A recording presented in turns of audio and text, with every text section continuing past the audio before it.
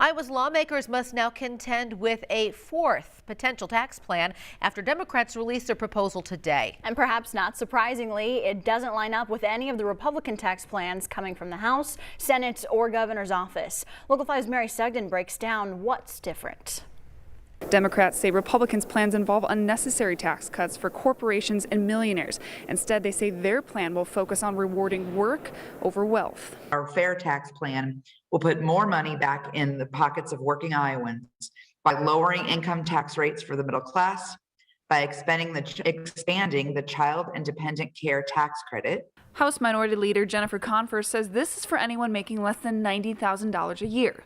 They would get an extra $600 to cover childcare costs. She adds the plan would also cut income tax for Iowans already in the workforce. That means doubling the earned income tax credit.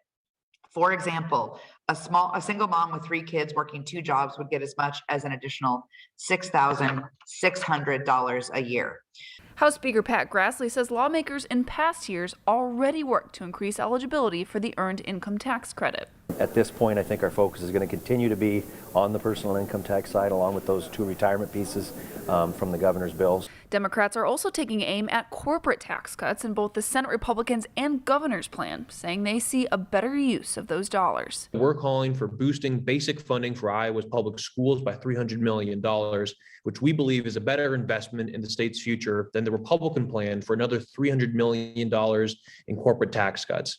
While House Republicans aren't calling for corporate tax breaks, Grassley says roughly 50% of the state's budget is education, calling attention to the impact he says Democrats had on those dollars in the past. I just look back to when I was first elected, and the last time we had a cut in education was under their leadership. And Democrats say their plan will be rolled out in several amendments in each chamber. They say it'll be a different approach due to Republicans having 3 different proposals. Reporting in the State House, Mary Sugden, Local 5 News, we are Iowa. Democrats also say they'll call for state surplus dollars to be invested into expanding apprenticeships, career training, and technical education in an effort to help the worker shortage.